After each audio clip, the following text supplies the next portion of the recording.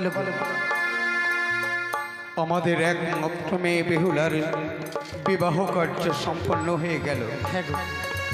এখনো পর্যন্ত আমাদের কঠিন কর্তব্য বাকি রয়ে গেছে। কঠিন কর্তব্য? তোমার কথা আমি বুঝতে পারছি না, তুমি একটু ভেঙে বলো না গো, কি বলতে চাইছো তুমি? আজিকার এ শুভক্ষণে আমাদের আদরণী মেয়ে বেহুলাকে যে বিদায় দিতে হবে। এ কি বলছো তুমি? বেহুলাকে বিদায় দিতে হবে? আমি পারবো না, আমি পারবো না মা বেহুলাকে বিদায় দিতে। তুমি বলো না, এই হতভাগীকে আমি এক মুহূর্ত না দেখলে থাকতে পারি না, আর তুমি তাকে বিদায় দিতে বলছো? আমি পারবো না। মেনকা, কেন তুমি বুঝতে চাইছো না? তুমি কি বিস্মরণ হয়ে গেছো অতীতের এই পুরনো কথাগুলো?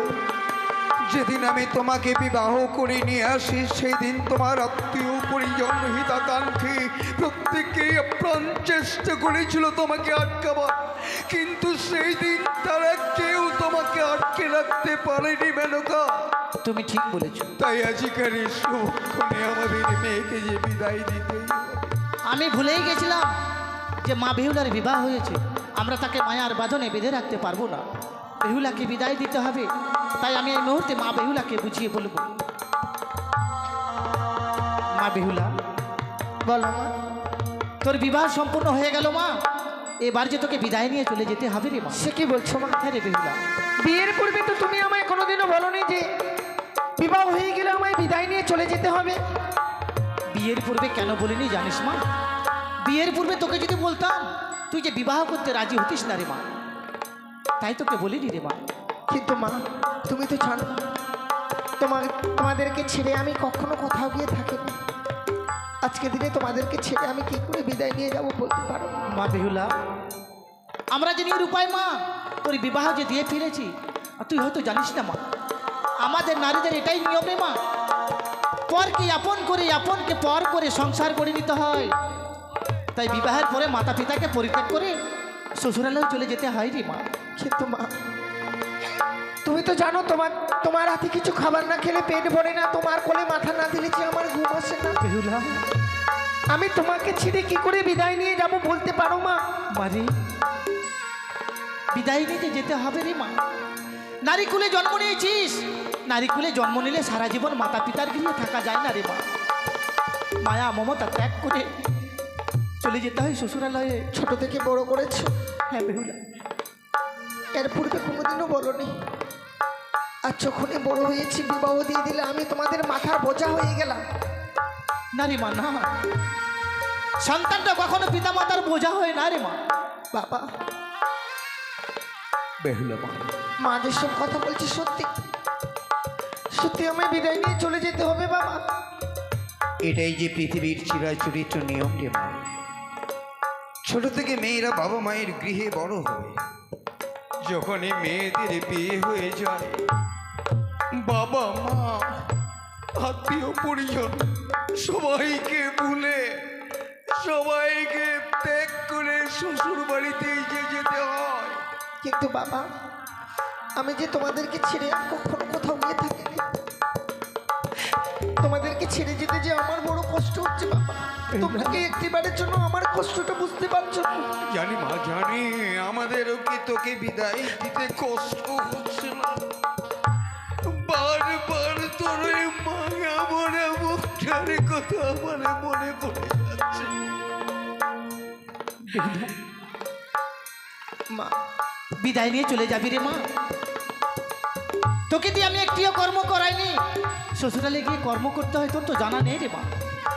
আমি তোকে কর্ম শিখিয়ে দেবো, যেসব কর্ম তোকে শিখিয়ে দেবো এইসব কর্ম তুই শ্বশুরালে করবি রে মা। তুমি আমায় কর্ম শিখিয়ে দেবে? হ্যাঁ রে বেহুলা। হ্যাঁ, দেবে না বা কেন? আমি তো বিদায় নিয়ে চলে যাব। দাও মা, দাও, তুমি আমায় কর্ম শিখিয়ে দাও। হ্যাঁ রে। বলি ও মা বেহুলা, ওরে জাহামা তুই বানিয়া দোলে।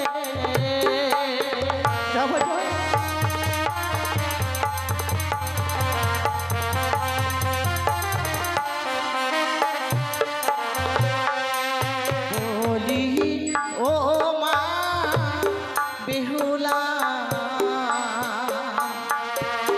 জাহামা তুই বানিয়া রসুলে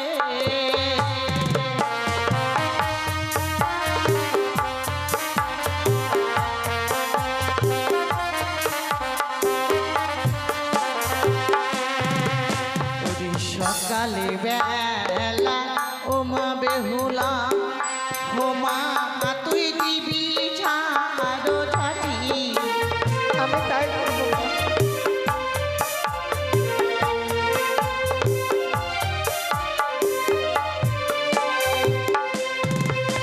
ওরে সকালে বেলা ও মা বেহুলা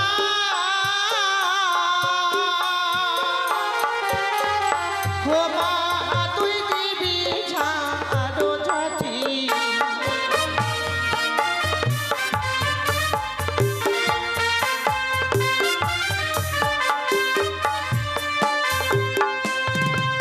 ওরে সন্ধ্যা বেলা ও মা বেহুলা ও মা তুই দিবি সন্ধ্যাবাতি সন্ধ্যাবাতি।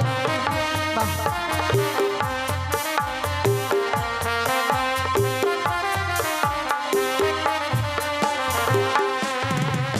ওরে সন্ধ্যা বেলা ও মা বেহুলা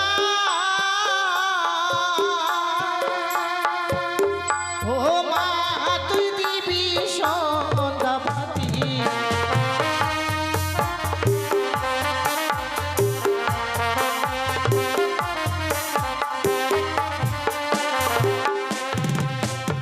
সন্ধ্যাবাতি দিলে কি হয় জানিস মা? সেই ঘরে বিরাজ করে লক্ষ্মী আর সরস্বতী মা। মা বেহুলা আর দুটো কর্ম তোকে বলে দিব মা, এই কুকর্ম তুই কোনোদিনও করবি না মা। বেশ মা বলো। যেই বা নারী সন্ধ্যাবেলা কাটে কলার পাত, সেই না ঘরে মা লক্ষ্মী করে না বিরাজ। যেই বা নারী সন্ধ্যাবেলা ঝাড়িয়া বাঁধে কেশ, সেই না ঘরে দুঃখের নাইকো কোনো শেষ মা। এই কুকর্ম তুই কোনোদিনও করবি না হতভাগী। তোর জীবনে যতই দুঃখ কষ্ট আসুক রে মা। না, কোনোদিনও করবো না। কোথায় বলে সংসারে সুখী হয়ে রমণীরই গুণে, আবার সে সংসার দুঃখী হয়ে রমণীরই কারণে। জীবনে এমন কোনো কুকর্ম কাজ করব না যে কর্মের ফলে আমার জীবনে কোনো অমঙ্গল আসে। আমি কখনো তা হতে দেব না মা। বাবা বেহুলা মা, বিদায় বাবা। বিদায় বলতে নেই মা, আজকের এই শুভক্ষণে অমন করে বিদায় বলতে নেই। বলা আসি বিদায় নিয়ে যখন যেতে হবে, বিদায় বললে কি এমন হয় বাবা? বেহুলা, আমার তো বিদায়ের পালা চলে এসেছে। সকলকে পরিত্যাগ করে বিদায় নিয়ে চলে যেতে হবে শ্বশুরালয়ে। এই বিদায়কালে তোমরা শুধু আমায় প্রাণ ভরে আশীর্বাদ করো। শ্বশুরালয়ে গিয়ে যেন স্বামীকে নিয়ে সারাটা জীবন আমি গড় করতে পারি। আশীর্বাদ করে মা, আজকের এই শুভক্ষণে প্রাণ উজাড় করে তোকে আশীর্বাদ করে তোর দাম্পত্য জীবনে তুই সুখী হ। বিদায়। জানি না জীবনে আর কোনোদিনও ফিরে আসতে পারবো কি। কি বলছিস মা? আজকে দিনের এই বিদায় মনে হয় আমার জীবনের শেষ বিদায়। না মা, না। বেহুলা মা, অমন করে বলি না মা। বিদায় বেলা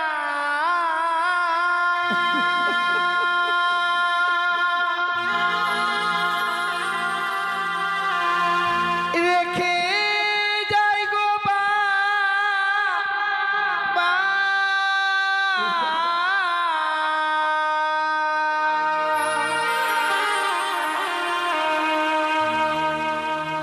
ব্যথা ভরা আখি জল, ও গো মাতা।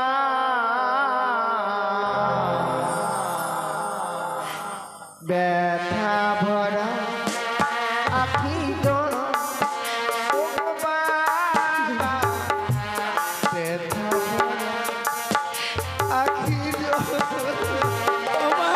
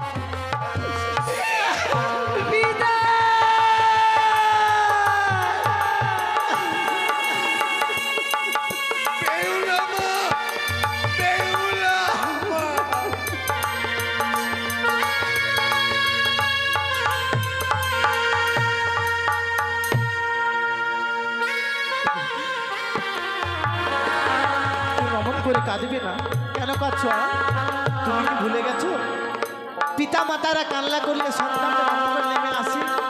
তুমি কি চাও আমাদের মা বেহুলা রম্মগল নেমে আসুক? কখনো কাঁদবে না তুমি। জানো মেনকা, যখন হক ভাগিনী বেহুলা মায়ের কথা মনে পড়ে যায় তখনই যেন আমি আমার ধৈর্যকে ধরে রাখতে পারি না।